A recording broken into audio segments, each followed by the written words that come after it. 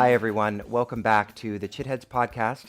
I'm your host, Jacob Kyle, and today I had the pleasure of interviewing Jason Birch. Jason Birch just recently published this book, The Amaraugha and the Amaraugha Prabodha of Gorakṣanātha, The Genesis of Haṭha and Rāja Yoga. And reading just from the back here, the translation of Amaraugha, The Lineage of Immortals, is the earliest account of a fourfold system of yoga in which a physical practice called haṭha is taught as the means to a deep state of meditation known as Raja Yoga. The Amaraugha was composed in Sanskrit during the 12th century and attributed to the author Gorakṣanātha. The physical yoga practices have a prehistory in a tantric Buddhist milieu, but were here adapted for a Śaiva audience. The treatise explains how Śaiva yogis move Kundalini, unite Shakti with Shiva, and achieve Raja Yoga. 300 years later, the author of the Haṭha Pradipika incorporated almost all of the Amaraugha's verses on Hatha Yoga into his own work, which became a definitive exposition of physical yoga. The study of Amaraugha reveals not only the genesis of Haṭha and Raja Yoga, but also the creation of the most influential model of Hatha Yoga in the early modern period. This book presents the first critical edition and annotated translation of the Amaraugha, as well as a later recension called the Amaraugha Prabodha, with an introduction that explores the profound significance of both works for the history of yoga. Jason Birch, the author of this newly published work, as well as folks like Jim Mallinson, have been really crucial in helping to bring a number of Hatha Yoga texts that were previously untranslated into publication, into translation for the very first time. One of the institutes that's been publishing this work is the EFEO, the École Française d'Extrême Orient. Sorry about that French pronunciation there. And so it's a really exciting time to be a yoga practitioner and teacher, as these great scholars are helping us to expand the canonical texts that we can relate to and interact with and study as yoga practitioners. They give us an opportunity to learn a lot more about the tradition and to gain more insight into its subtler practices, and specifically with these texts, the practices of Hatha Yoga. So a little bit of a disclaimer, the conversation I have with Jason today is pretty technical and scholarly. We go into a lot of details historically about the text, and so it may be more interesting to those who have a kind of intellectual interest in the history of the tradition and particular text-based scholarship. But towards the end of the conversation, we also speak about Jason's relationship to Hatha Yoga, how Hatha Yoga influenced his life, and what he sees the relationship being between contemporary practitioners and these ancient yoga texts. How might we relate to them? What's the point beyond just the scholarly interest? If you're listening to this as an audio-only experience, I do want to just mention that there is a video that I'm showing on YouTube, on the YouTube video of this conversation with Jason actually performing a number of the asanas that are mentioned in this text.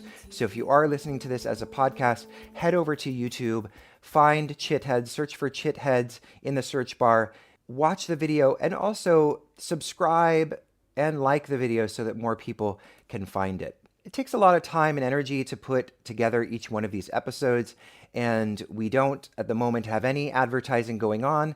So if you feel called to and inspired to, and you feel like being a supporter of the podcast, I greatly appreciate a donation at buymeacoffee.com/chitheads. That's buymeacoffee.com/chitheads. You can leave a one-off donation for as little as $5. And if you leave me a donation, I will mention your name in a future episode of the Chitheads podcast. And lastly, it really does help if we get these positive reviews on iTunes. So if you are listening to this on your iTunes podcast app, please head over to the podcast app and leave us a review. It really does go a long way to getting this podcast in front of more ears and eyes. So without any further ado, let's get into this interview with Jason Birch. Jason Birch, welcome to the Chitheads podcast. Oh, thank you for the invitation, Jacob. I'm really excited to talk to you about your newly published book, the Amaraugha and the Amaraugha Praboda of Gorakṣanātha. I will show this to the cameras just in case people can see it and want to check it out for themselves. It's published by the EFEO, right, which is a Center for the Study of Sanskrit in Pondicherry, and they've done a number of different texts within the Hatha Yoga project and different texts that scholars like you and Jim are working on. Is that right? Yes, they have a Hatha Yoga series, and Chabakisha's Matsyendra Samhita is the first book in that series. That book wasn't a product of the Hatha Yoga project, but the subsequent publications, the Amrita Siddhi and now the Amaraugha, are from the Hatha Yoga project, and we hope that the future publications of the Hatha Yoga project are also in that series. Yeah, and you're here both in London, and just for those who are listening, Jason is able to join me actually at my home, at my flat in London, so we can chat about his book. He's here both for the release of the book and also for the completion of the Hatha Yoga Pradipika project. Can you talk a little bit about that, and is that coming out soon in terms of a publication, or is it still a little ways away before it will be published? Yeah, so the Hatha Pradipika project, also called the Light on Hatha project, was a project that started when the Hatha Yoga project finished. So it's a separate project, and it is a separate funding body, and it's a different team, although Jim and myself are still working on it, I suppose, as the SOAS contingent, and we're collaborating with Marburg University, 3 scholars from Marburg, to produce a new edition of the Hatha Pradipika. So the project is now finishing. It finishes at the end of this month, and the aim of the project is to produce a new edition of the Hatha Pradipika with an annotated translation. And we will produce a digital edition and a printed edition.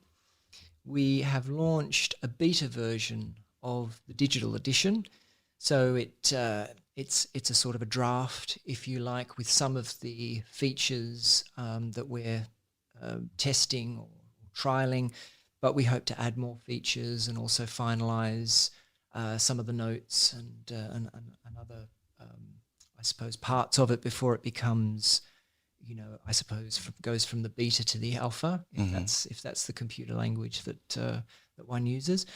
So that's on hathapradipika.online. People can see that work.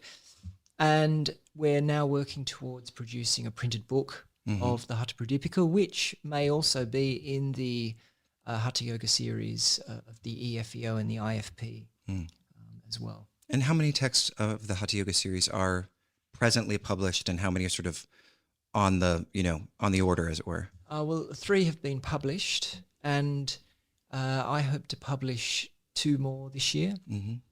Jim will publish 1 more this year, so that will be 6 altogether. Then if we publish the Hatha Pradipika, that's probably 2 volumes in the same series. And beyond that, I think we have maybe 4 or 5 more publications for the Hatha Yoga project that still need to be completed and published. It's such an exciting project. So many texts to be translated, and yes, very ambitious. But I suppose that's what one has to do in order to get the funding. Yeah.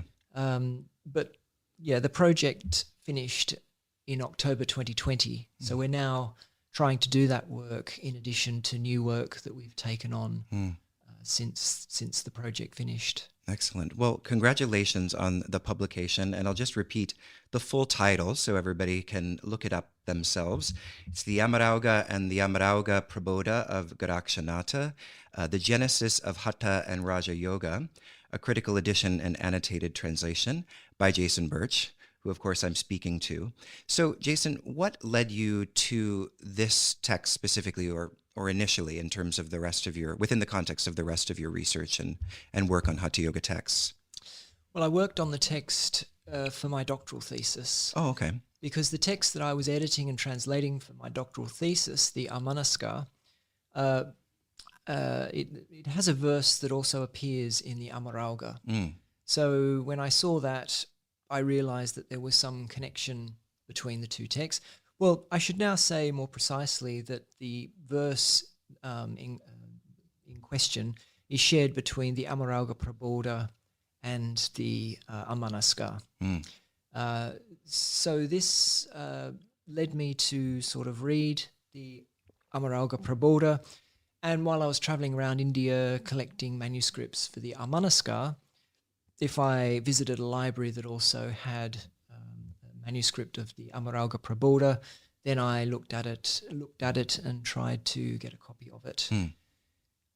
So it then became important, I think, for my general work on the history of Hatha Yoga, because since the publication of Christian Buoy in 1994, he of course identified that verses from the Amaraugha Prabodha were borrowed by Svatmarama, the author of the Hatha Pradipika, right, which meant that it's sort of one of the source texts for the Hatha Pradipika, thereby means that it was dated around before the 15th century. And James Mallinson also noted that the Amaraugha Prabodha borrows a verse from the Dattatreya Yoga Shastra. That's a 13th century yoga text that teaches the 4 yogas.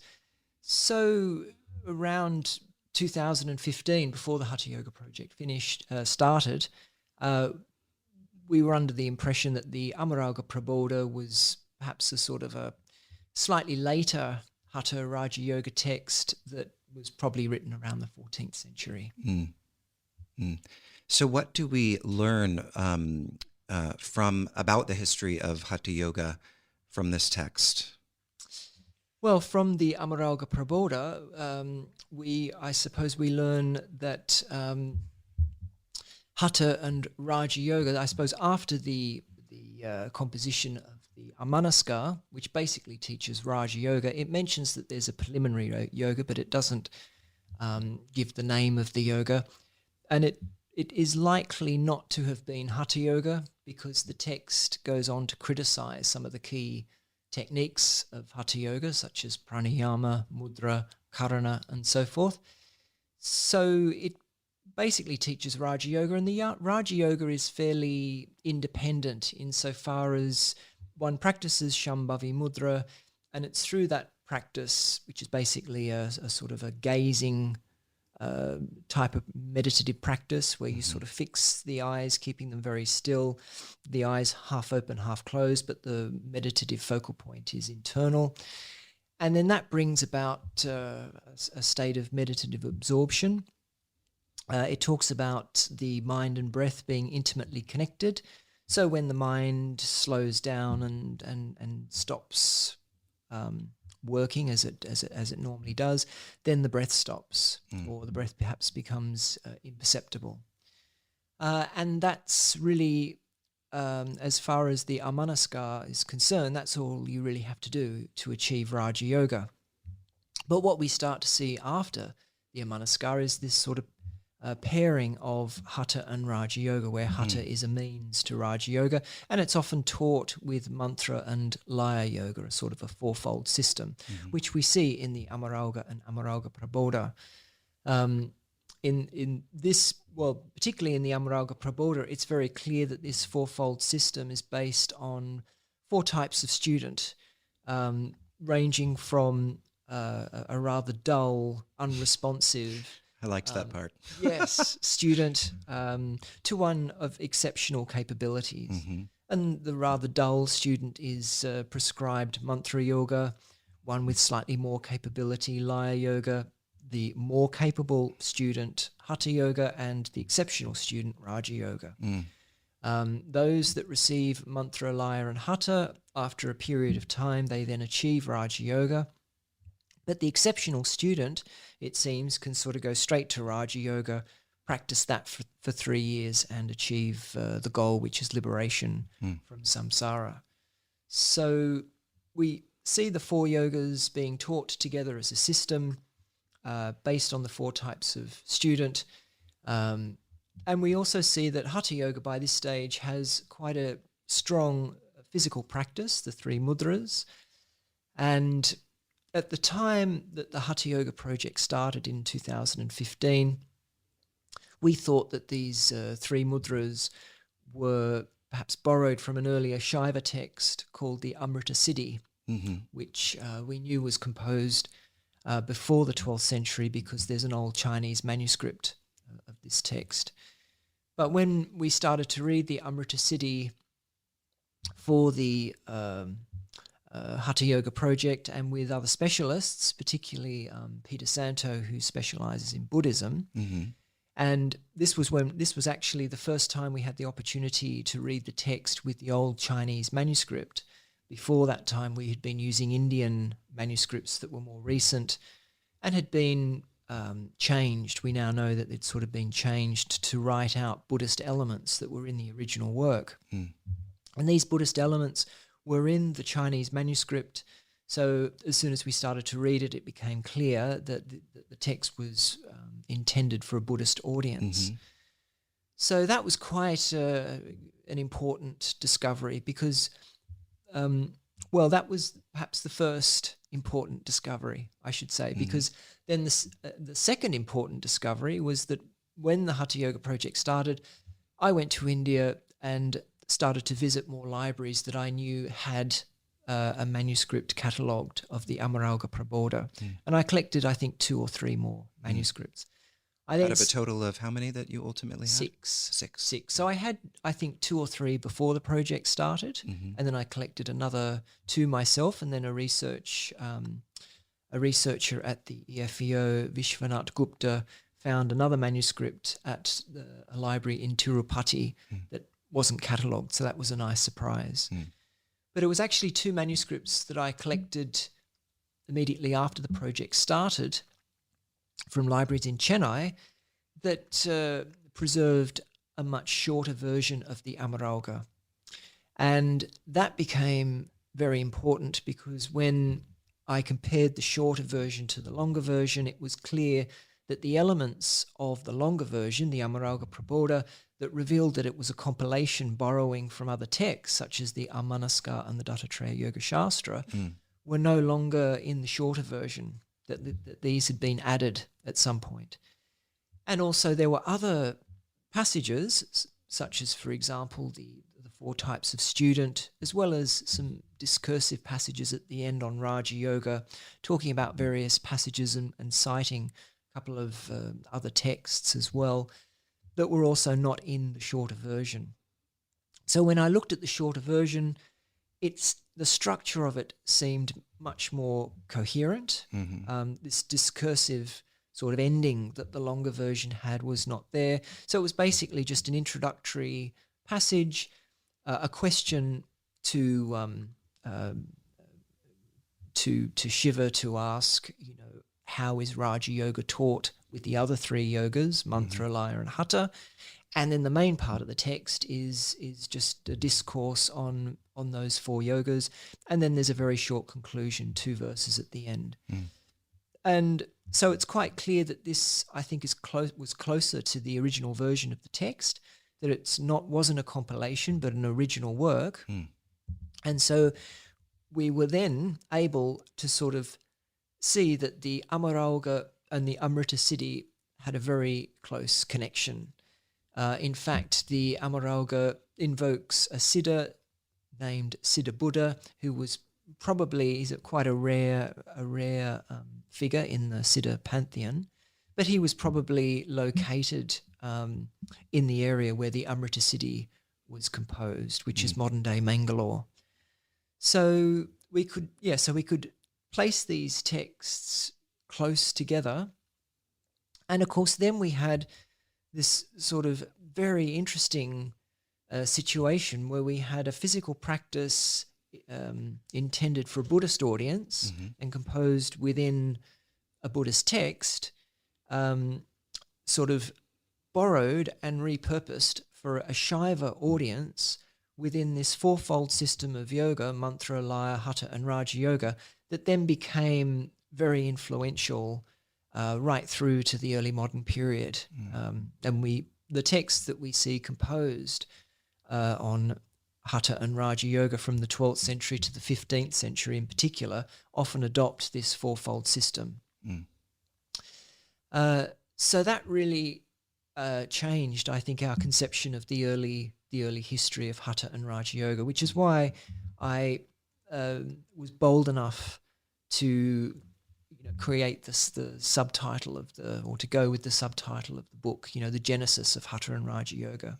Because I think we can now be confident that from the early Buddhist material, which is tantric, that's mentioning Hatha Yoga, and in a couple of cases defines it, such as in the commentary on the Kala Chakra Tantra, the Vimala Prabha, defines Hatha Yoga as a practice based on nada, the internal sound, and retaining bindu.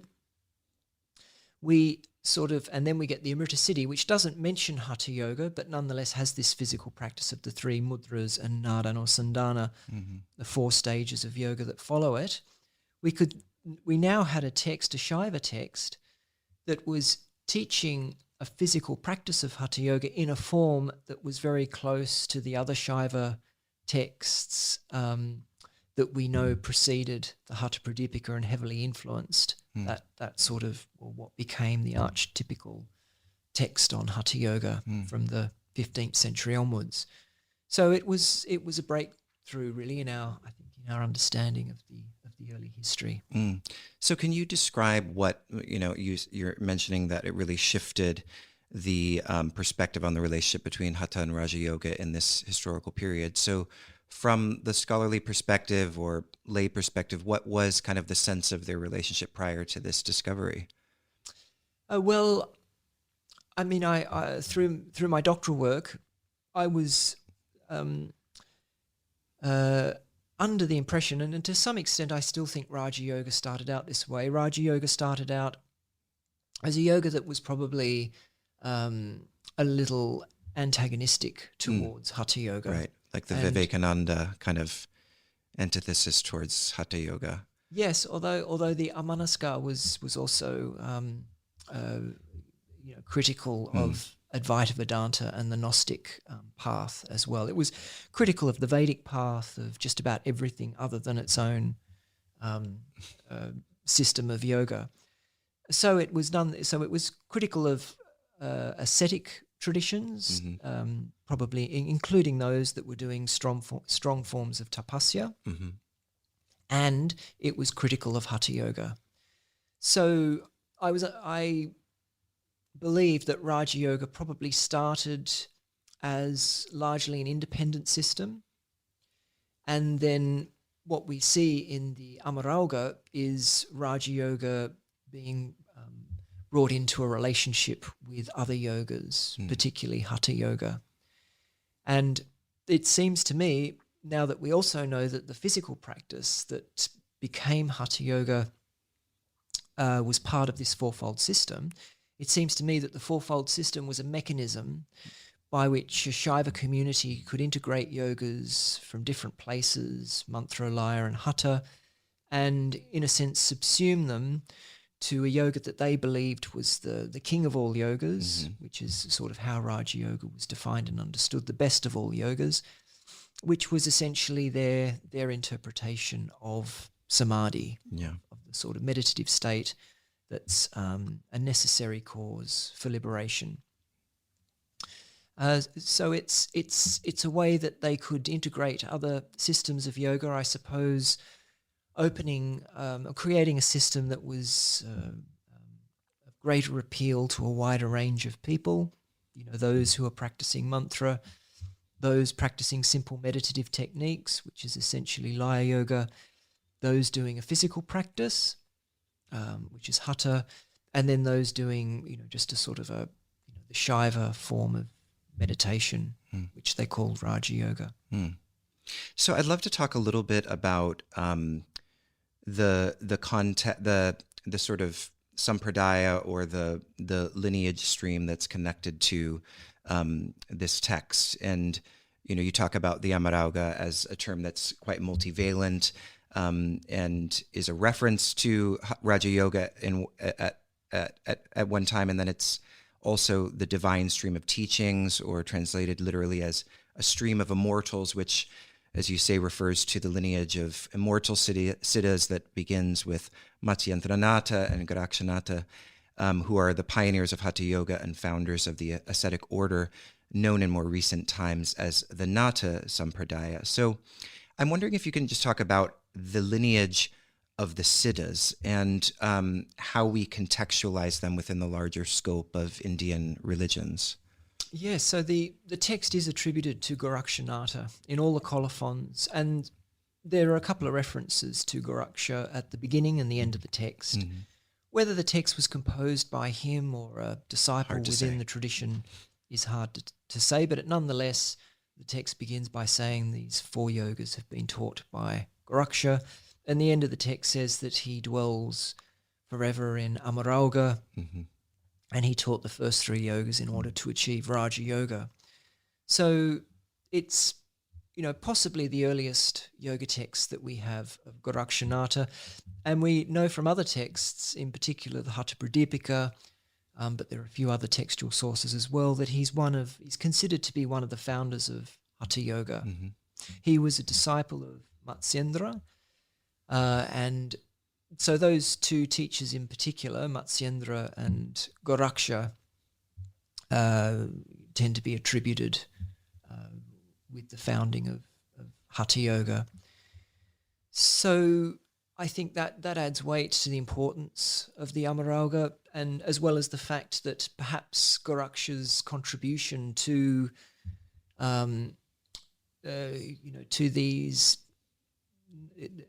this sort of tradition was not just Hatha Yoga itself, but the 4 yogas, mm-hmm. And the relationship between Hatha and Raja Yoga.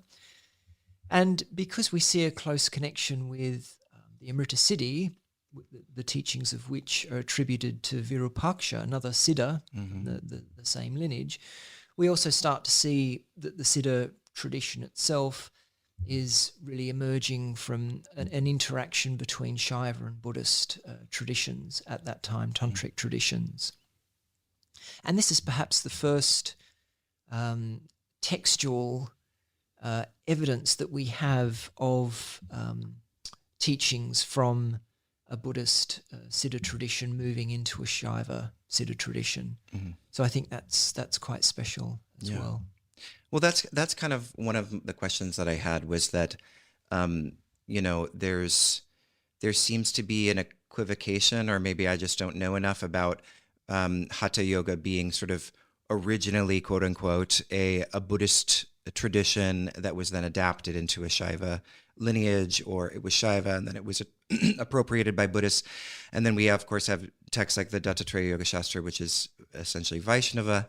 So is it incorrect to look at the kind of historical evolution of Hatha Yoga as being derived purely from one sort of sectarian context? Was it more of a movement that transcended and was being appropriated by, in different contexts, these different lineage streams? Yeah, that's an interesting question, and I suppose I avoid the word origins for that reason. But the earliest evidence that we have for the use of the word Hatha Yoga in contexts of yoga are Buddhist sources. Mm-hmm. That's undoubted, and the Amrita Siddhi certainly seems to be, in terms of dating, the earliest textual source that we have for the physical practice, even though, as I say, that text just calls it yoga and not Hatha Yoga. So we can't be certain that within that particular Buddhist tradition they were teaching Hatha Yoga or considered this physical practice to be Hatha Yoga. And the Amrita Siddhi is also quite a syncretic text. It's bringing in some Shaiva elements and Vedantic elements, such as Jivan Mukti, which is a sort of a term for liberation in life that we don't see used in Buddhist texts, even Buddhist tantras. Very often there's maybe 1 or 2 references, but they're quite obscure. And also the way the Amrita Siddhi is composed, to me, there's a few clues that suggest that it was perhaps redacted to some extent. We get 3 chapters on the practice, which are very coherent and make sense. And then there's a fourth chapter that summarizes the practice that follows these three. And the summary is actually a little bit different, uses different terms and doesn't quite say the same thing as the three earlier chapters. So perhaps the author was using different sources. Also, the Amritasiti is, the way it's composed, has a lot of theory at the beginning. So the chapters on practice, I think, start around 10 or 11. So the first 9 or 10 chapters are just on theory. And then after the sort of chapter summarizing it, which I think is summarizing the practice, which I think is for chapter 14, then after that we get quite a few chapters on theory. And when we look at the Amaraugha, the theory that precedes and follows the practice really is not integrated into the text. It's not really mentioned much. And also the other interesting thing about the relationship between the Amritasiti and the Amaraugha is that the Amaraugha is a very short text. It's just 46 verses, and 22 of those are on Hatha Yoga. The Amritasiti is much longer. I think it's nearly 500 verses. So the practice on Hatha Yoga is actually quite, in the Amaraugha, is quite terse, and it's trying to summarize what the Amritasiti does in 3 chapters in 20 verses. In many respects, it's difficult to imagine how the Amaraugha could be based on the Amritasiti, and just in that, just from that perspective, usually what happens with texts that are being redacted and drawing on earlier sources is that they tend to get bigger and bigger as they draw in more material. So I have a feeling that the Amaraugha is actually based on an older source, older than the Amritasiti, that the redactor of the Amritasiti also knew and used. Okay. That's why we get some very similar verses.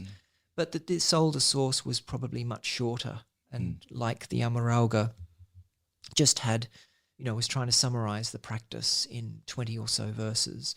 And some of those verses are quite obscure. And there's also details that are a little bit different, such as breathing in through the mouth for the first 2 mudras, Mahamudra and Mahabandha, are mentioned in the Amaraugha, and they're not mentioned in the Amritasiti. So there are some details that are different. And if the author of the Amaraugha was using the Amritasiti, it's difficult to explain why he or she would have left out those details. So that's the interesting relationship between the two texts. And yes, after that, I think the Amritasiti for the early works dropped out of the picture largely. It's not actually until perhaps the Shiva Samhita in the 15th century and a few of the compendiums in the early modern period, the Yoga Chintamani being the most notable, that the sort of Amritasiti becomes another sort of source text for later yoga texts. It seems that the early works that we have, particularly the Hatha Pradipika, were drawing on the Amaraugha, and that's because perhaps they're all Śaiva works, except for the Dattatreya Yoga Shastra, which doesn't draw on the Amaraugha. The other early Hatha Rāja Yoga texts are Śaiva. So I'd love to go into the weeds a little bit with the 4 yogas because, many people who listen to this podcast are lay yoga practitioners of one variety or another, have an interest in the scholarship, but maybe don't have as much knowledge, obviously, as you do. So they'll might be familiar with this term.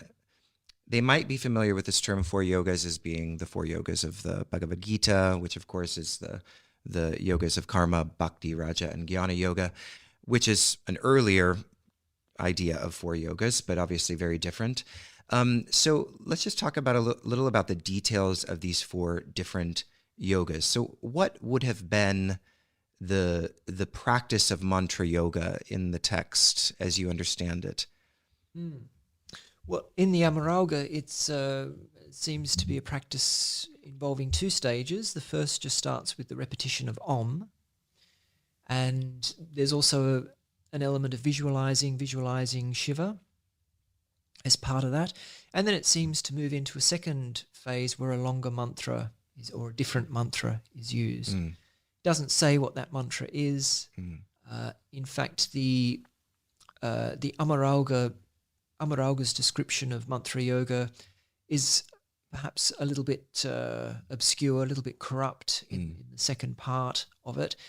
It says that the second mantra should be recited while visualizing a mandala, and it says that mandala, and then it mentions that the mandala might be a sort of a water mandala or based on a water mandala, based on the water element. Sorry, but it doesn't. But I've sort of looked into that and I've never come across a mantra based on the water element, so I don't really know what that is.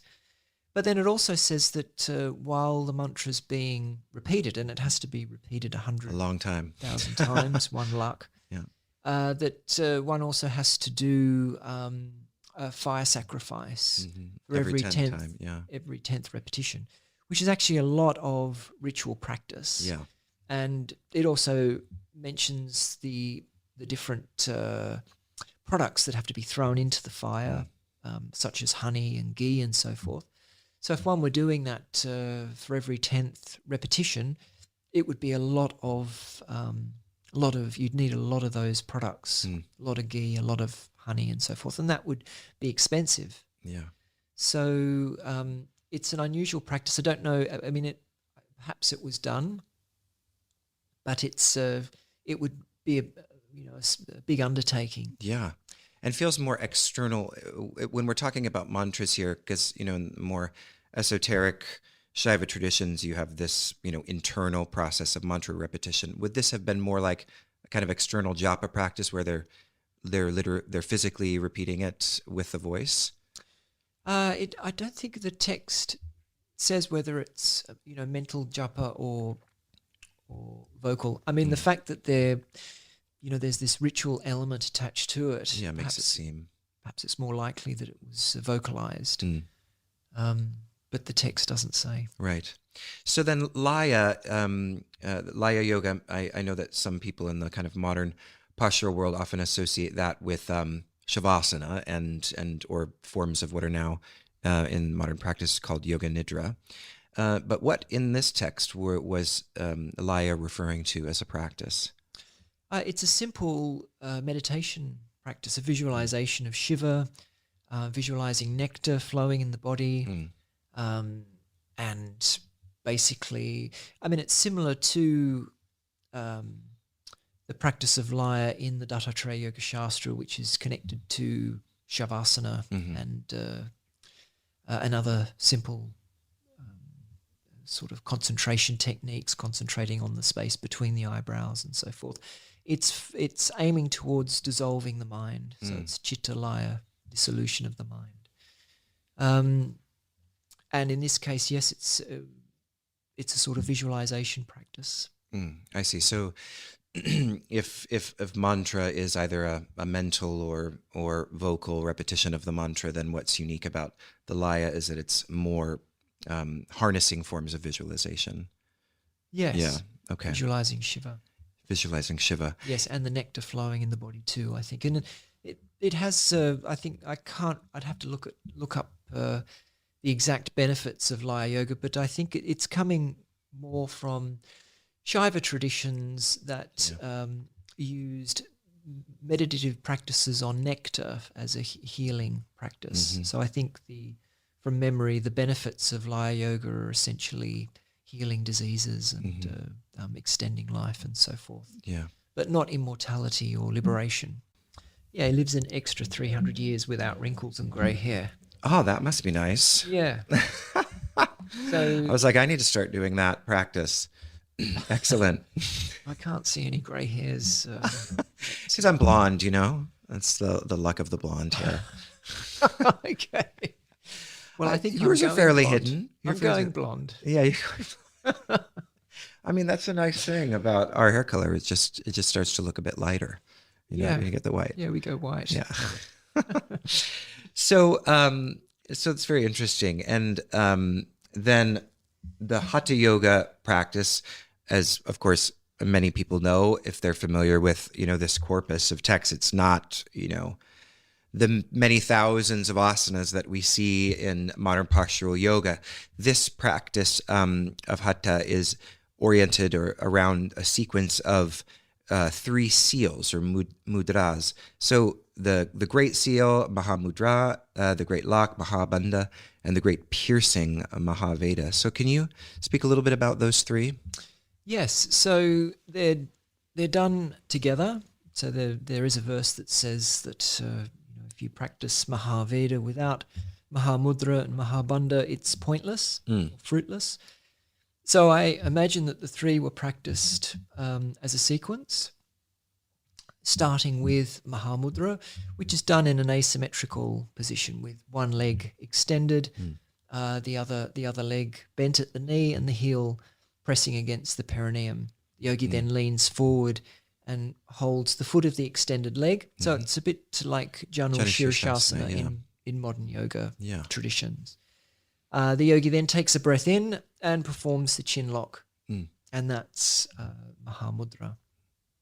Mahabandha is done in the same position. This is stated explicitly in the Amrita Siddhi, and as I said, because the Amaraugha is sort of giving a more abbreviated account of the practice, it doesn't mention that explicitly, but then it doesn't mention that one should change one's position, so I assume that Mahabandha and Mahamudra are done in the same position. But the difference between the 2 mudras is that with Mahabandha, the yogi breathes in, holds the breath, performs the chin lock, and then performs Mulabandha, grips the perineum.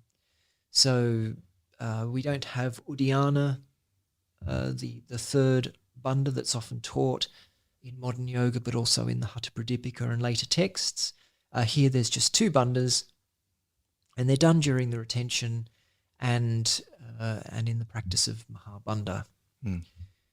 So from that point, so that's 2 breaths, perhaps one for Mahamudra, one for Mahabandha, and then at that point the yogi does change position. He makes the legs the same, and again that's all the text says. But I feel that what was probably done was that the leg that was straight was bent, probably to be in the same position as the leg that was already bent. So this meant that the yogi was either in a Baddha Konasana type of position, or maybe, and it's clearer in the Amrita Siddhi, maybe sort of lifted up onto the feet, so was in more of a squatting position with the feet pointing down. But what is very clear is that, again, with Mahaveda, the great piercing, the yogi breathes in, performs the chin lock, and then does a sort of dynamic tapping movement where he lifts the torso up and drops down so that the perineum strikes against the heels. So this great piercing is supposed to, at this point, push prana up through the central channel and pierce the 3 knots, which are named after the normal trinity of Indian religions, Shiva, Vishnu, and Brahma. Probably at the navel, chest or throat, or and definitely the center of the eyebrows. I don't think the text gives the location of each one, but they're the probable locations. And so by pushing the prana forcefully up with this tapping motion, it pierces the 3 knots. And the idea is when prana has cleared the central channel, the breath can move freely in the central channel, and that brings about Raja Yoga. So that's the physical practice. And I suppose what follows that is an account of what was later called Nadanusandana, this sort of meditating on the internal resonance, these sort of internal frequencies or sounds, unstruck sounds that occur while the yogi's doing this practice. And the idea is that when the lowest knot, Brahma's knot, is pierced, sort of certain sounds arise, coarser sounds and so forth, as well as a void-like meditative state and a state of bliss. Then as the breath passes through Brahma's knot and goes up to Vishnu's knot, when Vishnu's knot is pierced, a sort of subtler sound arises, a subtler experience of bliss, and also a deeper sort of void-like meditative state. So as the yogi goes through these stages, the if you like, the sets of blisses, void-like meditative states and sounds progress. And it's when he reaches the fourth stage, the completion stage, where he's sort of hearing the subtlest sound, which is a flute-like sound, and he's experiencing the highest state of bliss and the deepest meditative void-like state, that Raja Yoga ensues at that point. I see. So the meditation on the internal resonance is it technically a part, like a second piece of Hatha Yoga in this sense, or is it essentially part or included within Raja Yoga? It's well, in the Amaraugha, it's part of Hatha Yoga. Right. Okay. Because Raja Yoga is the attainment that happens as a result of that. Fourth stage. But the interesting thing is that when this practice was borrowed by Svatmarama, it ends up in the chapter on Raja Yoga, the four stages. Although Svatmarama does say that Hatha Yoga consists of asana, pranayama, mudra, and nadanusandana. So from that perspective, nadanusandana is part of Hatha Yoga. I see. But it's in the chapter on Raja Yoga. There's sort of the practice of the Amaraugha is sort of split in that regard, that the mudras are in the third chapter and the four stages of yoga and the sounds that arise are in the fourth chapter. So then we have the four yogas that we've been talking about, and then we have the four stages of yoga. And so I'm wondering if you could just talk about how these stages correspond to the four yogas. Well, that's interesting because for mantra and laya, there don't seem to be any stages. And the four stages that are mentioned for Hatha Yoga don't seem to relate to mantra or laya. The Shiva Samhita, I think, is the best indication that we have of perhaps how these four yogas worked, and that is that the Shiva Samhita says that for mantra yoga, which is allocated for the dullest student, that takes 12 years of practice, and laya yoga takes 9 years, Hatha Yoga 6 years, and Raja Yoga 3 years. So it seems that even though perhaps for mantra and laya yoga that they don't go through the stages that are in Hatha Yoga, that they eventually get to the goal, which is Raja Yoga, but it just takes a lot longer. And perhaps it's not as exciting as the Hatha Yoga path, which is shorter and has these four stages of yoga. So then, this was a question that I had. It wasn't entirely clear. It's clear to me that there's this sense of the four types of practitioners that correspond to the four yogas. But is there also a sense in which a single practitioner is engaging the four yogas simultaneously, or is it understood in this text at least to be a sequential? You start essentially with the mantra yoga, you move on to laya as you increase in your proficiency or excellence, and then you move on to hatha and then raja, or is it something different? Well, I think it's different insofar as the guru probably prescribed the yoga to a student, and then the student that was given hatha yoga just started with moves hatha. From there, and then the student that was given raja yoga just practiced Raja Yoga. But we do see the four yogas being taught differently in other texts, such as the Yoga Bija. They're a sequential practice where it seems that the practitioner starts with mantra, then goes to Hatha Yoga. Hatha Yoga takes the practitioner to Laya Yoga, which is dissolution of the mind, and then that leads to Raja Yoga. So different traditions organized the four yogas. And that was the Yoga Bija you said, where you find that? Yes. Okay, interesting. So one of the most interesting things about the text for me was the observation that the text sort of shifts from the raising of generative fluid to the moving of Kundalini. So can you talk a little bit about how that shift takes place in terms of the history and the context? Well, I think this was part of, the movement of the practice from a Buddhist monastic environment where celibacy was an important aim, important part of the lifestyle, to a Shaiva community where, perhaps some practitioners, some of the renunciate practitioners were celibate, but others were probably lay community. And so what we see is less emphasis on celibacy in the Amaraugha and subsequent haṭha and rāja yoga texts, really until the Haṭha Pradipika is written. And I think what's happening there is, in a sense, the practice is repurposed and Shaiva concepts are introduced in the Amaraugha, and one of those is Kundalini, that Maha Mudra is supposed to, if you like, awaken or move or shift Kundalini from her dormant sleeping state, like a snake hit with a stick, become straight. That's what the text says.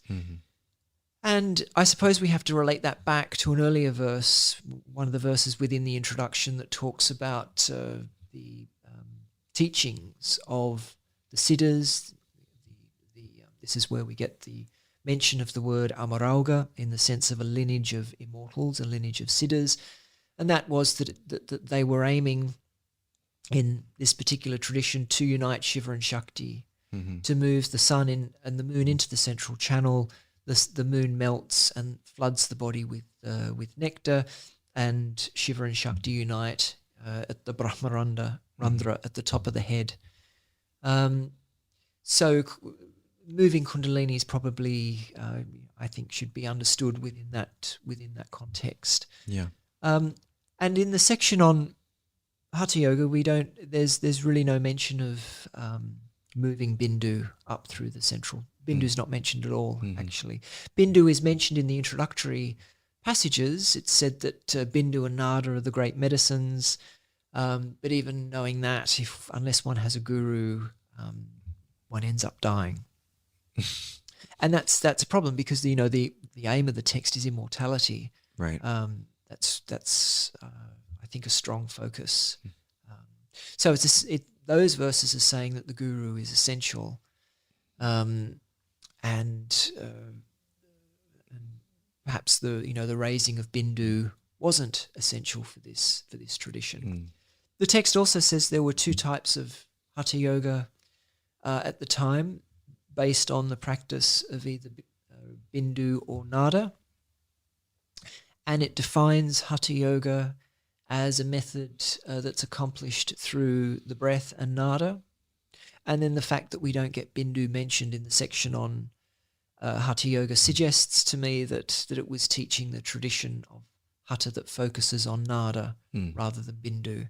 So this is, in the book, something that I talk about as a discontinuity between the Amrita Siddhi and the Amaraugha that probably arose as the text as the practice moved from a monastic Buddhist practice to a Shaiva, more open Shaiva community. So I'm wondering if the existence of the movement of Kundalini within this part of the corpus of text reflects a direct influence of the Kubjika tradition. Do we see any evidence of that, or is it too early of a tradition to have? Would it have moved through some sort of iterations of other traditions prior to kind of being adapted into this expression of Hatha Yoga? Well, with the Amaraugha, if we're right that it was composed in the 12th century, as I argue in the book, we're still at quite an early time for the development of Kundalini models, and there are certainly earlier references in earlier Shaiva tantras to Kundalini, and they're quite obscure in they place Kundalini in different parts of the body. Mm. She's might be coiled in some references, but it's often quite obscure. Mm. And the model as it came to be known, perhaps in the early modern period of, and we see in the text, the Shakta Vijnana sort of described quite clearly how Kundalini is sort of moved up through the central channel and pierces the different chakras, and then when she reaches the head, samadhi occurs, and the body's flooded with nectar and so forth. That text hasn't really been dated, but it sort of, I think, puts forth the model that became more popular. It sort of sets it forth quite clearly. I'm sorry, which text is this? The Shakta Vijnana. It's Shakta quite a Vijnana. short text that I think mentions a dozen or so different stages of raising Kundalini. It's a tantric text. That model, I don't think, was really at play with the early haṭha and rāja texts.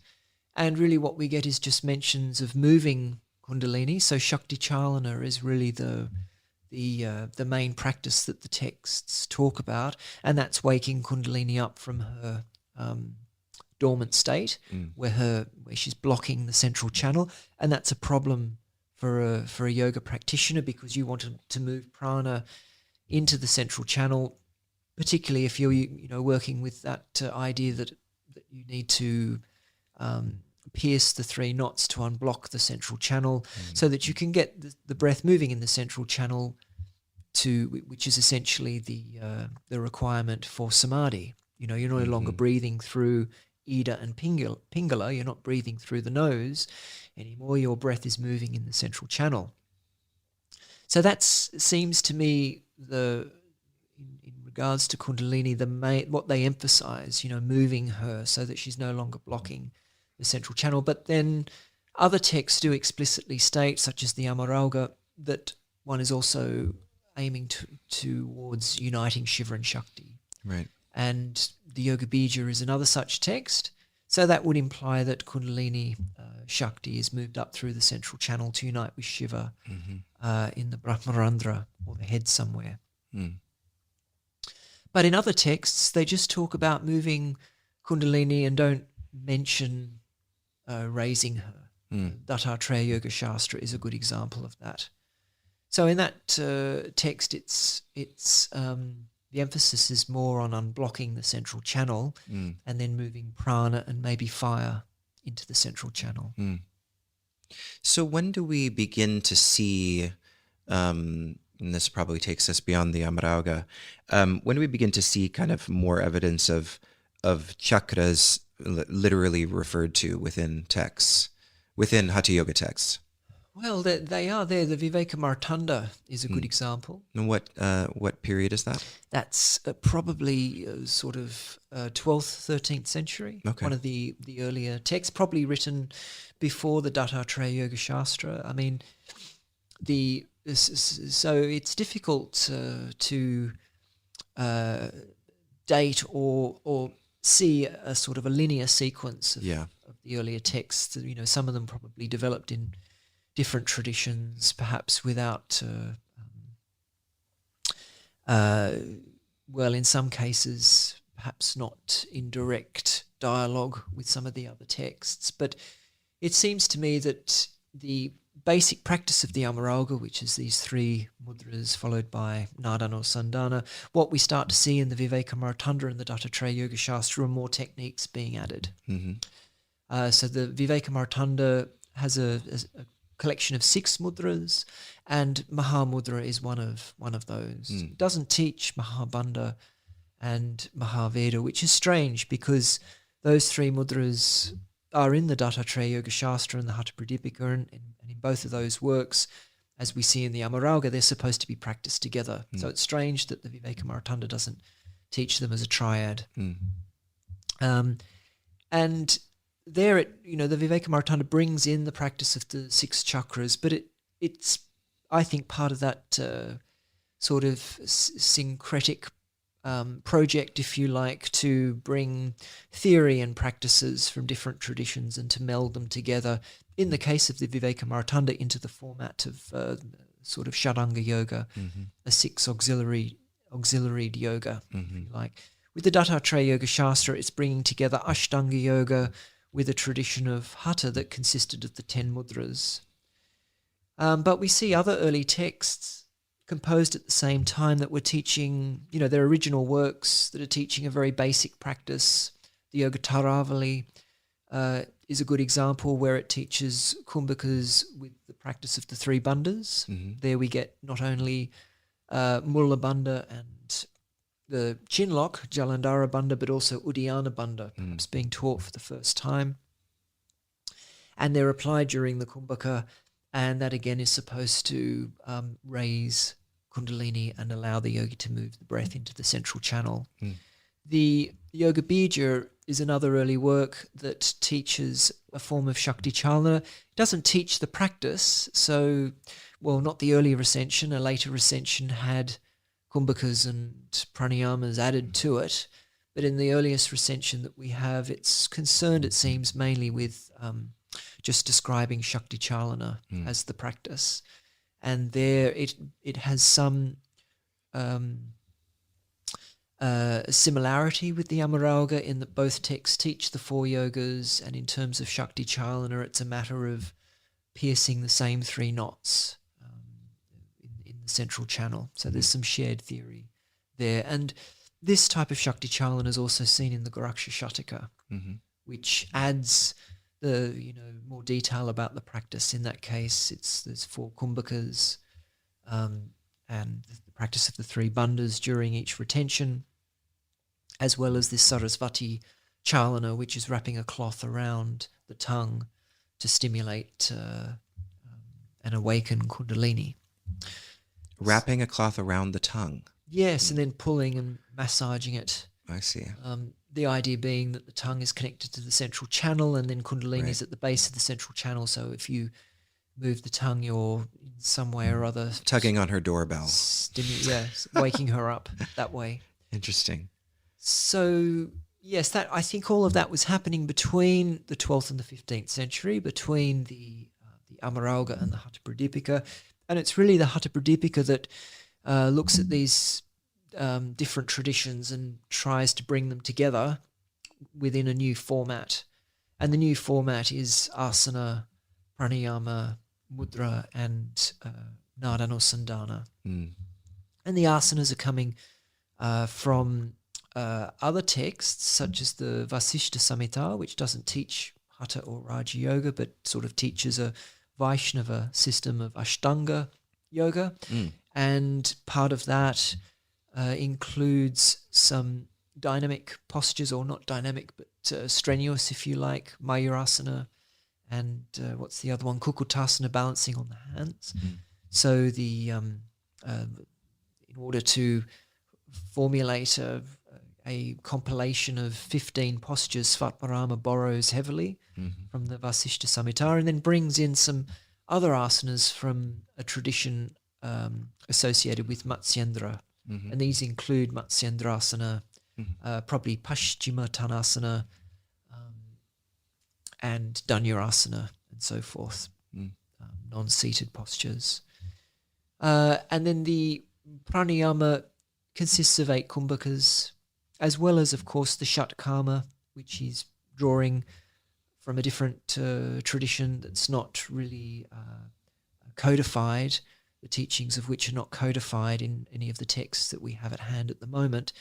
The Shatkamas, according to Svatmarama, are supposed to be practiced if one has an excess of fat or phlegm and can't do the practice of pranayama. When you practice the Shatkamas and you're and you cure the kapha dosha, then you can move into the practice of 8 kumbhakas. And 4 of those kumbhakas are coming from the Gorakṣanātha, and then he takes 4 kumbhakas from elsewhere. Then, of course, we get a practice of 10 mudras, and the earlier model for that is the Dattatreya Yoga Shastra. And then we get the practice of Nādanusandhana in the fourth chapter, which is taken from the Amaraugha, but then there's also a sort of a second system, or a second teaching, if you like, on Nāda, which has a set of 10 sounds and different ways of focusing on those 10 sounds. It's sort of different alternatives given after the 10 sounds are enumerated. And that sort of makes up the practice of Nāda in the Haṭha Pradipika. So I want to talk, as we move towards the conclusion of our conversation for today, a little bit about just the practice of creating a critical edition, which is perhaps a new idea or concept for some people listening. So, you've been working on the Amaraugha and the Amaraugha Prabodha, which had a number of manuscripts that you used, of course, in the creation of the critical edition. And then in the Hatha Yoga Pradipika project, there was even more, quite a bit. Yes. And so in terms of the strategy behind maybe it makes most sense to talk about it in the context of the Hatha Yoga Pradipika, because there was so many, and there were also so many variations, right? So many subtle variations. And so I'm wondering if you can just talk briefly about what the intention, the larger intention is in having a critical edition, and then also what inspires the decision, or what motivates the decision to leave out certain things from the critical edition that, for example, you've created with the Hatha Yoga Pradipika. What motivates or informs that kind of decision making? Yeah, so the aim of a critical edition is to document the transmission of a text, and the transmission of the text. The evidence that we have for that are the manuscripts that we can find and work with. So, as you mentioned, in the case of the Haṭha Pradipika, we found a lot of manuscripts. There's a lot available, not only in India, but sort of South Asia more generally, as well as Europe, in various libraries of Europe. And when you're in that situation, when you have a lot of manuscripts, then you have a lot of data. Yeah. So basically, you look at each manuscript and you want to record the differences between the manuscripts, and then you want to make sense of those differences. Right. And if you've got 200 manuscripts, that's a lot of data. So you don't want to overwhelm the reader with too much data, because then the critical edition becomes useless. Yeah. The reader just sees on the page, massive information, and it really can't make sense of it. Yeah. So once you've found the manuscripts that are available, you then need to really choose the important ones and collate only the important ones. So those that represent the transmission and provide, you might say, the best information, the best representation possible of a particular version of the text. And so if you're dealing with 200 manuscripts, you want to narrow it down to only the essential ones for recording the transmission. And in our case, for the Haṭha Pradipika project, we sort of narrowed it down to maybe 10 or 15 manuscripts. But that was a long process in itself, because when you're faced with a large number of manuscripts, it's sort of difficult to know where to start. So we started with the oldest dated manuscripts to sort of give us an idea of what was happening to the text in the 17th century. And then as we sort of developed a model of what was happening in the 17th century, we collated other manuscripts, compared those to the oldest dated manuscripts, and then we're able to start to see what might have happened before the 17th century and afterwards. So once you then get an idea of how the text may have changed from its earliest version to the later versions, and when you can sort of see some sequential development, you're then in a position where you can make a choice as to which version of the text you're going to represent, primarily, particularly in a printed book. In a printed book, you're limited to what you can put above the line as they say. So there's a line in a critical edition between the edition which is at the top of the page and the apparatus which is below the line on the bottom half of the page. And the apparatus contains really all the readings and the information based on the manuscripts that you're collating. So someone who's used to working with critical editions knows that what is in the critical apparatus is telling that person what the other witnesses say. Yeah. And if they know, the position of those witnesses on a sort of a tree, what they call a stemma, it's a sort of like a tree relationship for all of the different witnesses. If they know the relationship between the witnesses, then they can sort of start to put the readings that they're seeing in the critical apparatus in context with one another. So if the objective of the editor is to present the oldest version of the text, then they'll choose a manuscript group, ideally, that's high up on the stemma. And hopefully that's close to perhaps what the author wrote. But then there can be reasons for editors producing a later version of the text. Perhaps that was the most popular version that was known. It may, in the case of the Haṭha Pradipika, we could have, if we wanted to edit the Jyotsna, which is the commentary that's associated with the text and has actually sort of governed most of the printed editions in the 20th century, are based on the version of the Haṭha Pradipika that's preserved in the commentary called the Jyotsna. If we'd wanted to present that version of the text, then we would have been working with manuscripts lower on the stemma that were known to the author of the commentary and were used by as well as, of course, manuscripts that contain the commentary itself. So it would have been a different group of manuscripts. But our intention with the Haṭha Pradipika was to try to present the oldest version of the text. Now, with the Amaraugha and the Amaraugha Prabodha, I was in the fortunate and unfortunate. I was in a fortunate position that I only had 6 manuscripts. So the stemma was very clear. I had 2 for the Amaraugha and 4 for the Amaraugha Prabodha. And in both cases, I was trying to present the earliest version of each text, what I think the author wrote. And because the stemma was very easy and I could collate everything. That was the fortunate part, if you like.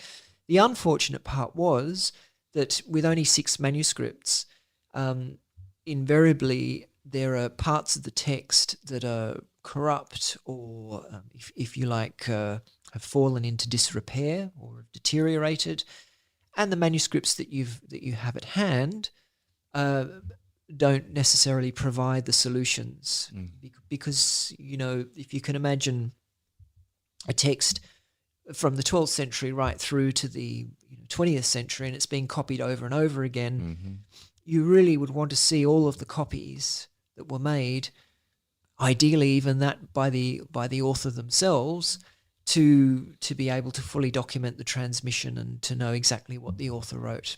I didn't have that luxury. I've only got six manuscripts and they're of 2 different recensions. So in that case, what I've done is present both texts separately. So I've edited and translated the Amaraugha, favouring the 2 manuscripts that preserve the Amaraugha, trying to favour their readings wherever I can, but where they don't make sense, I then revert to the later recension, the Amaraugha Prabodha, to try and repair the problems. And if the Amaraugha Prabodha doesn't offer a plausible solution, then I look at testimonia. Testimonia are verses such as those of the Haṭha Pradipika, where those verses have been borrowed and used in another text, and obviously also provide us with a record, albeit later, of the same verses. So I've done that for the Amaraugha, and then because the Amaraugha Prabodha is longer and has many different readings, even for the same verses that are in the Amaraugha, I decided to present that separately so that a reader could see how the recension changed and see the different readings and the extra material. Because what's often done in a critical edition is that they will, and this is to some extent will be the case with the printed edition of the Haṭha Pradipika, will just present one version of the text and all the other versions are hidden within the apparatus to some extent. Yeah. With the Hatha Pradipika, And the apparatus, sorry, just for people that don't know, is essentially kind of the footnotes of the yes, text, what's like you below saw the below line. the line. Yeah. Yeah. Yeah. So what's below the edition. Mm-hmm. With the Hatha Pradipika, readers will have, a slightly easier way of seeing different versions of the Hatha Pradipika with the digital edition, because there will have a function where the reader can click on different versions of the text, and because we're dealing with a digital edition, it will just magically come up. The different versions will appear. But with a printed book, you can't do that unless you print each version separately. Because the Hatha Pradipika is quite a long text with an extensive apparatus, we can really only print it once. With the Amaraugha and Amaraugha Prabodha, both relatively short texts, I was able to print both. So one of the things that I really appreciated about when I came to the French, retreat around, or the retreat in France for the Hatha Yoga Pradipika, or the Hatha Pradipika, was some of the videos that you shared of yourself doing some of the postures and some of the asanas from the text. And, that kind of revealed to me, so this is a question that extends beyond yourself as a scholar, although it's not really beyond it, I suppose, because it's a kind of form of experimentation or embodying the practices in some way as a way of demonstrating them and depicting them. But I'm curious about your experience as a practitioner. Do you consider yourself a Hatha Yoga practitioner? And were you, well, that's the first question.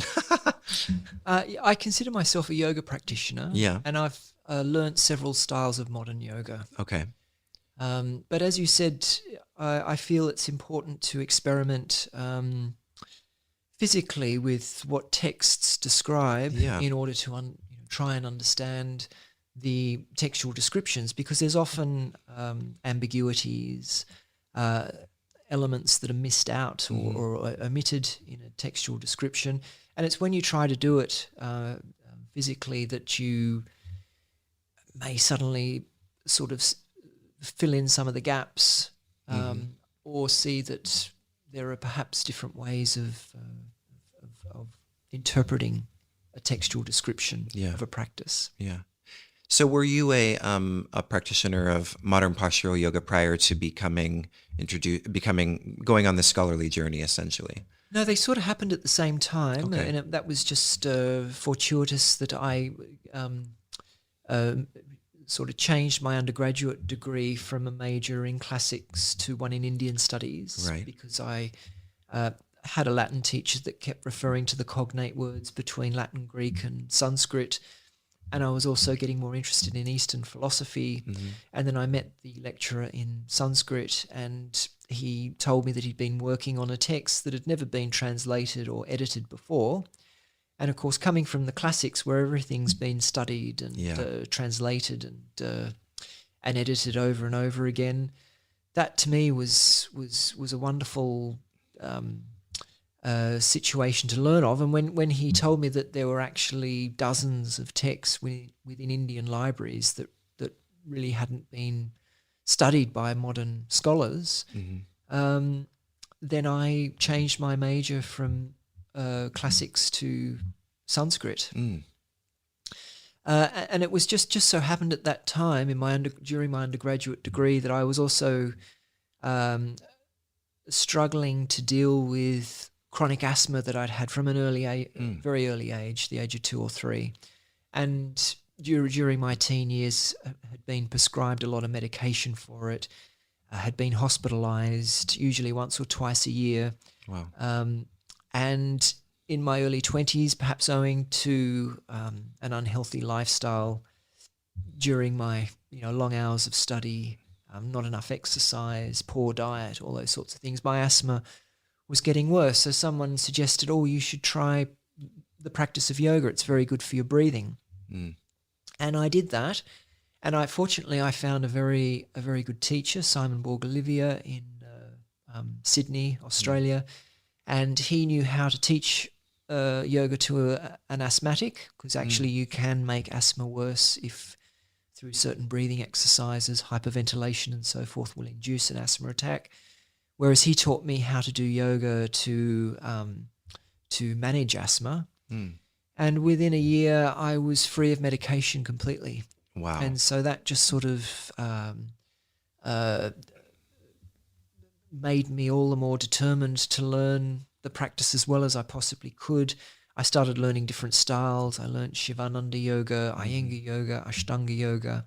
I went to India to learn yoga. I also did retreats in Bali and other places. Mm-hmm. And took a year off just to practice yoga and do a 9-month teacher training program where I could just focus on the practice, do as much as I possibly could. That was after my undergraduate degree finished. And it was really, I suppose, towards the end of my undergraduate degree that I could see that there were avenues for further research where there were, yoga texts that hadn't really been studied or translated. And so that was what I chose as my 4th year for the undergraduate degree, my honours year, was really just to try and translate a yoga text that had never been translated before. And I had a couple of printed Indian editions. This was actually of the Amanascar. Mm-hmm.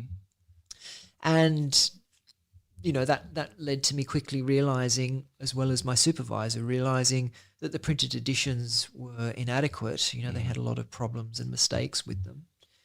And I was very fortunate that my supervisor, as well as some of the other Sanskritists who were either teaching or studying at the Australian National University or Sydney University, had been trained by Professor de Jong, who was basically a European philologist who was editing and translating Buddhist Sanskrit texts. Well, they all knew that if the printed edition was inadequate, then you really need to start looking at the manuscripts, and that's what I was advised to do. So I then went to India, started collecting manuscripts of the Amanascar. Mm-hmm.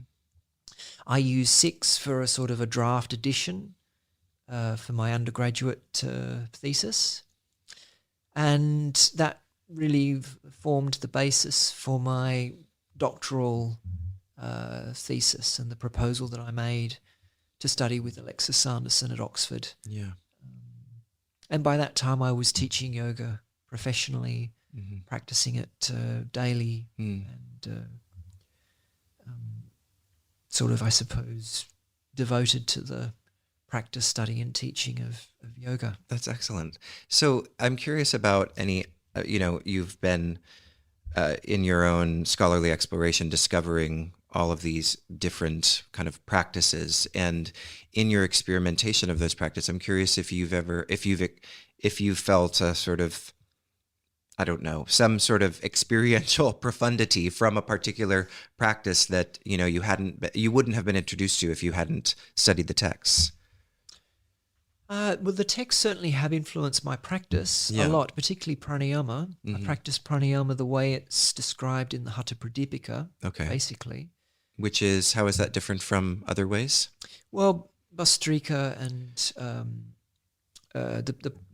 basically the way the bandhas are applied to the inhalation, retention, and exhalation.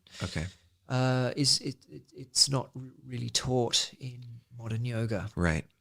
And I think pranayama on the whole is, in many of the modern styles, not taught adequately or in any great detail or depth. The focus is in many modern styles, not all styles, but most of them is on asana practice. Yeah. But I also found some very good pranayama teachers as well, who've been able to give me, again, Simon Borg-Olivier and others have been able to give me a lot of good instruction. But I suppose through my study, rather than practicing modern forms of pranayama or modern techniques, I've sort of developed my own practice according to my study of pre-modern texts. Yeah. With asana, I practice modern styles because it's so much more sophisticated than what we see in pre-modern texts. Maybe the Haṭha Bhyasa is the exception there, and that has really quite a sophisticated system that I think can provide new ideas for any modern practitioner of yoga. Yeah. And with meditation, I think the modern styles of yoga teach meditation inadequately. And if you really want solid practice and excellent instruction in meditation, it's usually much better to go to a Buddhist tradition for that.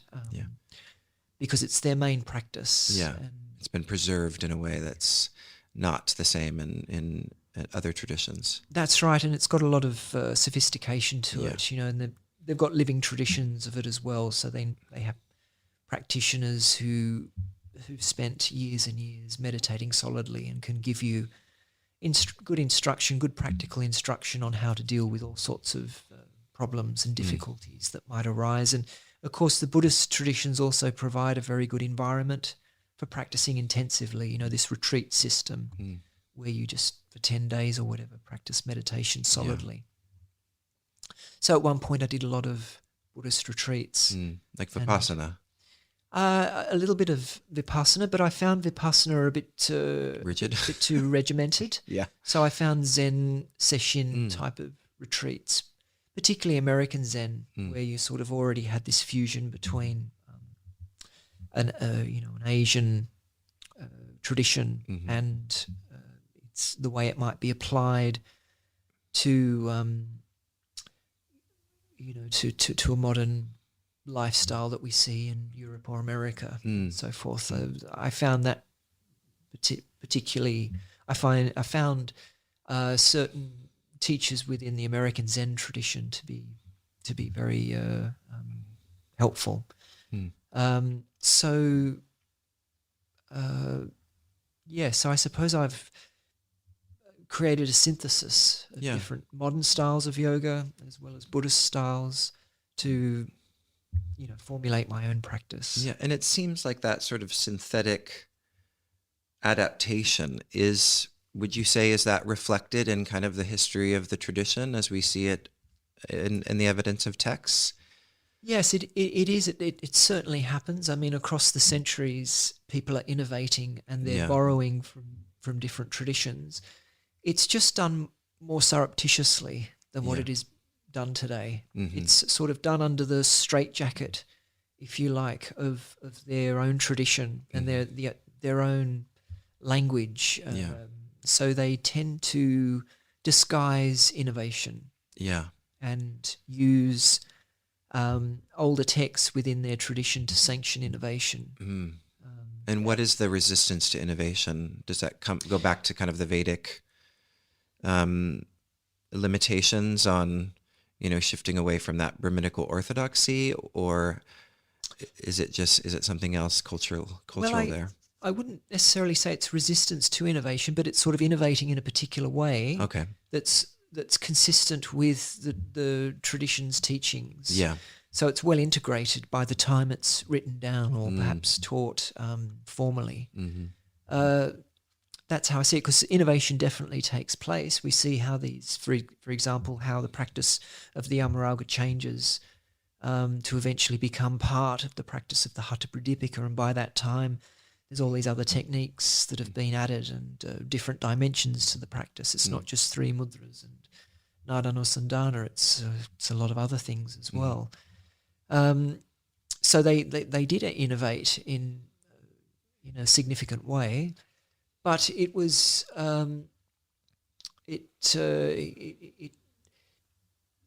today when people innovate, I think they're often it's done not only by mixing ideas but also mixing the languages of traditions, and particularly, of course, as we see in the modern history, and people like Elizabeth D. McKellis and Mark Singleton have noted how the language changes, for example, around science, bringing in scientific terms, anatomy and physiology and so forth.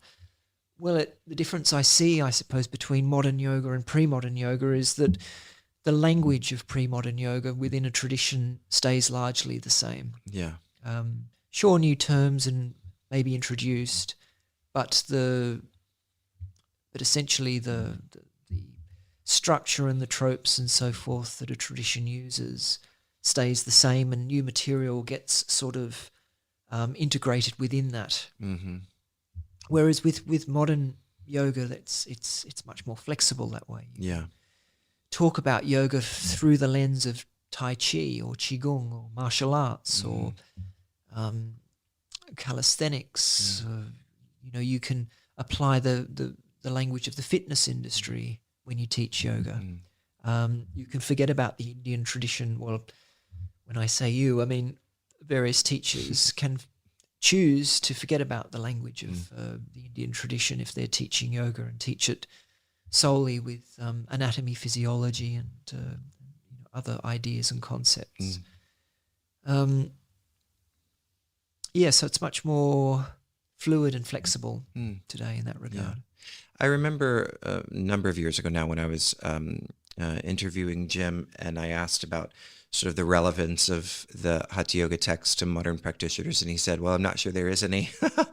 And maybe I misunderstood what he was saying, but when I'm listening to you talk about, experimenting with the practices that you find in the text, it seems like you have a more optimistic view of that kind of relationship between modern practitioners and these texts. Would you say that's true, or? Well, I like Jim's answer on that. Because really and truly you can practice modern yoga without, looking at needing pre-modern to be bothered. texts. Yeah. You don't need them, really. Even if your guru is very much aware of them and quoting them and mentioning them, then you don't need to go and read them. You can be quite happy just to receive your guru's view of the texts. The texts might only be useful if you really want to delve into them and use them as a source of information and inspiration. Yeah. And I think the textual material is so plentiful in a way. There's so much the tradition has recorded so much of what's been taught over the last 1,000 years, or going back, 2,000 if you're looking at Patanjali and the Bhagavad Gita, that there's really a rich resource there if you want to access it and use that.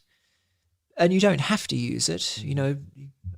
Teachers tend to go in one direction or another, and it may be science and anatomy or fitness or martial arts or something, and that's their choice. But then there's also this amazing, deep Indian tradition that's there if you want to go down that path and really draw on the historical teachings and gain inspiration from that. And of course, the other thing that a teacher or a practitioner is dealing with that in a sense is separate to any pre-modern tradition is that they're practicing yoga, for a particular reason today. So they're having to adapt it to their own needs. Or if they're teaching it to other people, they're adapting it to the needs of their students, and they're trying to fix various problems or, that are arising. So whatever they take from the past, they'll be changing to some extent. So I think, rather than view the tradition as a straitjacket, as a sort of a set of rules that one might have to abide by in order to be practicing some sort of authentic yoga or proper yoga, I view the pre-modern tradition as a great resource, a great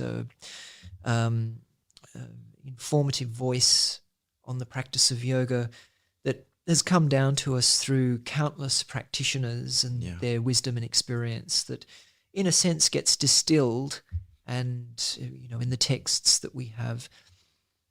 And I hope that more of the texts will become available and people will see in the future that the great extent of the material that we have. In the 20th century for physical yoga, we really had the Hatha Pradipika, the Shiva Samhita and the Garanda Samhita. Well, I hope, perhaps by the end of my lifetime, there'll be at least a couple of dozen texts available, maybe more. And some of those texts will be huge, such as the Yoga Chintamani, a text that I'm currently translating with Shaman Hatley and Jim Mallinson for a project called the Yoga Chintamani Project. That text is 3,500 verses long. Oh, wow. So it'll be 3 volumes that will be so cool. Publishing for that text. And it's all on yoga. And more interesting than that. It's sort of taking different traditions of yoga, Patanjali yoga, the yoga of the Bhagavad Gita, Hatha yoga, Raja yoga, Vedantic yoga, and it's combining it into what the author thought was a sort of cohesive dialogue on yoga. Interesting. So people will see how different ideas and different concepts could be made compatible in some cases, and perhaps how it was a bit awkward in other cases. And they can also see, to some extent, how that was happening in the early 20th century with some of the prominent gurus that taught physical yoga and were using neo-Vedantic ideas to encapsulate the physical practice, if you like. And yes, perhaps that's another point that's worth making. Looking at the history of yoga provides insight into how yoga's developed in the 20th century, in the modern period, how it's come down to us, why there's so many different types of yoga, why we get different combinations, different synthesis and dialogues around it. Often the history can explain that quite clearly, showing also that there's not just one path. Yeah. That there's multiple traditions with multiple views on how one gets to liberation. And it can help people to navigate the great ocean of many yogas that are out there. Yeah, I think one of the beautiful things about all of this work has just been revealing the pluralism of the tradition. I mean, it is quite, diverse, and so it has resisted or pushed back against that, what I like to call the specter of authenticity that many people are really a bit obsessed with in different departments, and leads to all sorts of, kind of almost fundamentalist arguments about what is and is not, authentic or proper yoga. So I'm curious about this, just of this, my own personal interest, before the Hatha Yoga project and all of the work that you and other scholars have been doing, there, there's this wild west of text that hasn't been translated and that, or has perhaps been translated, but not very well. And you've mentioned a bunch of texts that have that are really important, that are either being worked on right now or going to be published soon. I'm wondering if you have any thoughts on any texts that haven't been laid claim to that you think are important, that even those who are listening who want to become scholars in this way themselves, or already are and are looking for some sort of guidance on what direction to go in kind of the yogic Sanskrit literature, because sometimes, where to, focus your attention can be quite overwhelming. So what do you feel like has received less attention? Has everyone kind of got a foothold on that, or is there kind of a neglected area of the textual literature that you could mention? Well, I think through the Hatha Yoga project and the Hatha Pradipika project, we now have a fairly good foothold on the early texts, because we've all been working on them, and we can start to sort of see how they relate to one another. And it will not be until we discover new texts that perhaps predate the Hatha Pradipika that there'll be further work to do there that's not already being done. I think the work that remains to be done are some of the large compendiums that we have and are yet to be edited and translated. The Yoga Chintamani that I mentioned is one of them, but there are maybe half a dozen to a dozen others. I also feel that there are more work needs to be done on either the chapters or the sections on yoga in other genres of Indian literature. And I would also say one of the areas that's absolutely desperate for good philological work are yoga texts in vernacular languages that date back usually to around the 16th or 17th century. And for someone really to go into that area of old Hindi, Marathi, and then maybe somebody else to go into the South Indian languages as well, and to really look deeply at what's available. We know a few texts that are there, but I'm quite sure that if somebody looked much harder than what we have till now, that they'll find others and work on those and produce good critical editions and translations. That would be a wonderful contribution, because those working in Indian languages tend to specialize in one, Right. maybe two, and when you're and it's very difficult to then start to look at texts in other Indian languages that you're not so familiar with, and that it won't be until we, I think, have good translations and editions of texts in a variety of languages, including Persian. There's Persian works out there on yoga that haven't been studied fully. Interesting. And only just now, of course, the Bahr al-Hayat is one that we know through the scholarship of Karl Ernst, and it's only just now that he's starting to finalise a translation of all of the Bahr al-Hayat. He did the chapter on asanas for the Smithsonian exhibition in 2013, but there's many other chapters of that text that we, unless you're reading Persian, you don't have access to it. Yeah. So I think that needs to be done, and if it is done, then in another 10 to 20 years' time, scholarship on the history of yoga would have advanced much further than what it has to date. So lots of work to do, definitely. Absolutely. Yeah. Absolutely. Excellent. Well, Jason, this has been such a lovely opportunity to chat with you and to talk about the Amaraugha.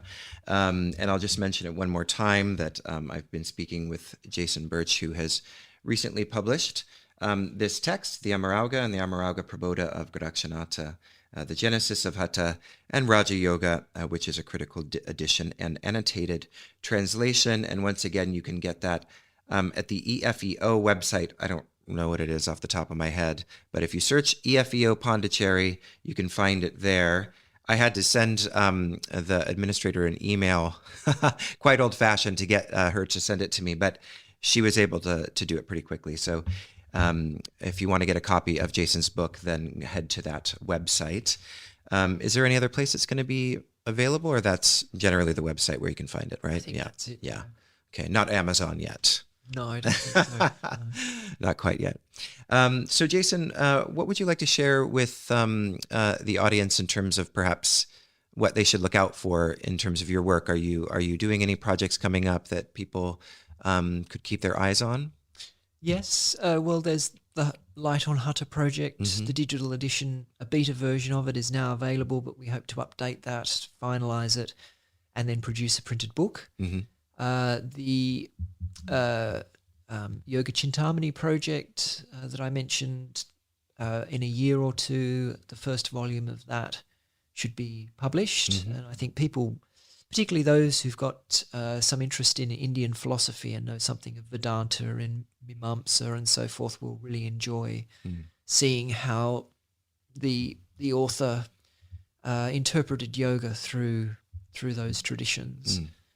And also the rest of the publications for the Hatha Yoga project. So this year I hope to finalise the Yoga Chintamani, the book that I've been writing on that for the Hatha Yoga project, which is just focusing on a long recension of the Yoga Chintamani that has a very large survey of yoga postures.